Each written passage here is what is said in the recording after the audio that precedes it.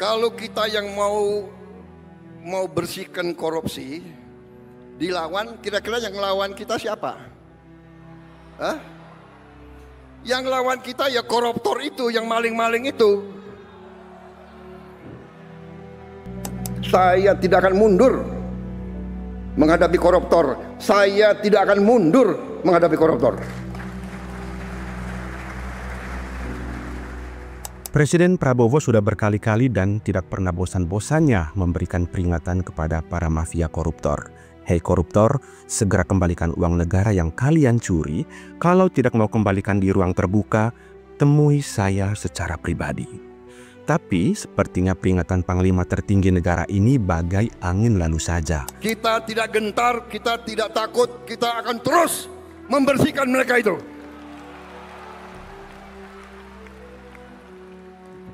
Saya katakan lebih baik kalian baik-baik, ya kan? Kalau malu ya diam-diam malam-malam datang ke saya deh. Ya, nggak usah ke istana, saya di Wican, di apa? Widya Chandra. Temuan kasus korupsi yang diselidiki Kejaksaan Agung malah makin mengenaskan dengan nilai triliunan rupiah. Pertamina misalnya senilai 968 triliun, PT Timah 300 triliun, PT BLBI sebanyak 138 triliun, PT Duta Palma sebanyak 78 triliun, ada juga PT TPPI sebanyak 37 triliun, ada juga PT Asabri sebanyak 22 triliun, dan tentu masih banyak lagi yang lain. Coba kamu bayangkan, di tengah situasi negara yang terancam menghadapi krisis ekonomi dunia, daya beli yang terus menurun, harga sembako makin naik, pengangguran terjadi di mana-mana, para koruptor malah menari ria di atas perjuangan pemerintah memulihkan ekonomi dan tentu menari di atas penderitaan rakyat. Prabowo geram dan marah. Semua mata yang menatap berisi harapan. Apa yang dilakukan Presiden menghadapi situasi ini? Perang sepertinya makin dekat ke Asia Selatan dengan meletusnya India versus Pakistan.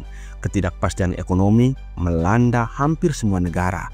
Rakyat pun terancam kelaparan. Apa yang dilakukan Presiden?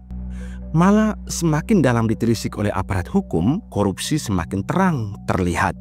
Padahal janji Prabowo untuk swasembada pangan dan memastikan rakyat tidak lapar di tengah dunia dalam mode perang ini sudah menjadi harapan yang semakin menumpuk setiap hari. Di saat yang sama, investasi enggan masuk ke Indonesia karena investor ragu dengan kepastian hukum dan maraknya praktek korupsi.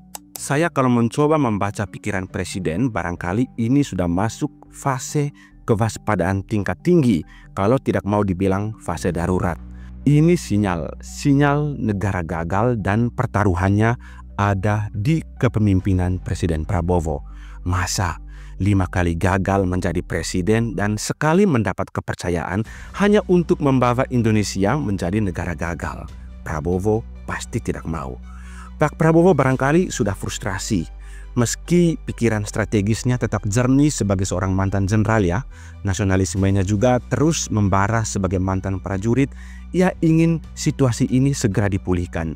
Tak hanya Prabowo, siapapun yang menjadi presiden mau tidak mau dalam kondisi darurat seperti ini pasti akan memikirkan cara-cara yang luar biasa alias extraordinary way. Bukan lagi cara-cara lama yang selama ini membuat pemberantasan korupsi berjalan di tempat. Kalau mau ekonomi pulih, maka jalan satu-satunya adalah memberantas korupsi dengan cara yang luar biasa. Hanya dengan itu, kepercayaan investor bisa bangkit dan kebocoran uang negara disumbat secara signifikan. Maka tak heran jika kemudian sekitar 6.000 aparat TNI tiba-tiba diperintahkan menjaga kejaksaan di seluruh Indonesia, mulai dari Kejari sampai dengan Kejaksaan Agung. Ini sinyal kuat bahwa operasi besar pemberantasan korupsi dengan target-target khusus sedang dijalankan. Saya percaya kejutan-kejutan dalam 1 bulan ke depan akan terjadi. Banyak yang bertanya, mengapa bukan polisi yang dikerahkan tapi TNI? Pertama, tentu kredibilitas TNI lebih tinggi dari semua institusi penegak hukum dan keamanan. Dalam berbagai survei di dalam maupun di luar negeri, TNI selalu menempati posisi pertama sebagai lembaga yang paling dipercaya saat ini. Kedua, ini juga sinyal kuat bahwa dengan menempatkan TNI bukan polisi, maka bisa jadi institusi kepolisian menjadi salah satu target pemberantasan korupsi. Seperti membersihkan rumah dari dalam, Prabowo memilih sapu yang paling bersih untuk membersihkan kasus-kasus korupsi yang selama ini bersembunyi di balik bilik-bilik negara. Dan sapu yang paling bersih itu tidak lain adalah Tentara Nasional Indonesia. Lalu apa selanjutnya? Rakyat harus bersiap. Dalam waktu 1 bulan ke depan, kita mungkin akan menyaksikan gelombang-gelombang kejutan. Penangkapan para elit yang selama ini tak tersentuh, penyitaan aset triliunan rupiah, reformasi total lembaga-lembaga hukum dan ekonomi, bahkan bisa jadi pengunduran diri pejabat tinggi negara karena skandal yang tidak bisa lagi disembunyikan. Ini bukan hanya agenda Prabowo, ini agenda sejarah. Menentukan apakah Indonesia akan tetap berdiri tegak atau runtuh sebagai negara gagal. Tentu ada risiko menggunakan kekuatan militer dalam ruang sipil seperti pemberantasan korupsi akan mengundang perdebatan. Dan sekarang perdebatan itu sudah mulai terjadi. Tapi kita tidak sedang hidup di masa biasa. Ini yang harus kita sadar. Sekali lagi, kita tidak sedang hidup di masa biasa. Dunia sedang dalam mode darurat.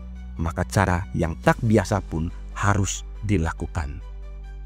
Prabowo ibarat sedang berjudi dengan sejarah. Ia tahu jalan lurus tidak lagi cukup. Ia memilih jalan terjal. Tapi satu-satunya yang bisa menyelamatkan republik ini adalah extraordinary way atau cara yang luar biasa. Perang terhadap korupsi ini bukan hanya soal penegakan hukum, tapi soal menyelamatkan kepercayaan publik, memulihkan investasi, mengangkat martabat bangsa, dan memberi makan anak-anak yang kelaparan di seluruh pelosok negeri. Jika Prabowo berhasil, maka sejarah akan mencatatnya bukan hanya sebagai presiden, tetapi sebagai penyelamat republik. Tapi jika ia gagal, jika para koruptor berhasil menjinakkan operasi ini seperti sebelumnya, maka generasi masa depan akan mengenang pemerintahannya sebagai momen terakhir Republik sempat punya harapan sebelum tenggelam sepenuhnya dalam kegagalan sistemik. Dan hari ini harapan itu masih menyala. Tapi waktunya tidak banyak. Genderang perang sudah ditabuh dan Prabowo tidak berdiri sendiri. Rakyat harus ikut menjaga nyala pertempuran ini. Sebab ini bukan hanya tentang Prabowo, ini tentang kita semua. Kalau kita yang mau bersihkan korupsi, dilawan, kira-kira yang lawan kita siapa? Hah? Yang lawan kita ya koruptor itu, yang maling-maling itu.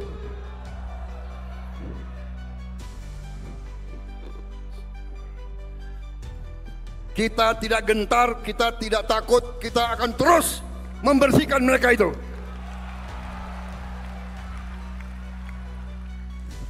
Saya katakan lebih baik kalian baik-baik, ya kan? Kalau malu ya diam-diam malam-malam datang ke saya deh. Ya, nggak usah ke istana, saya di Wican, di apa? Widya Chandra.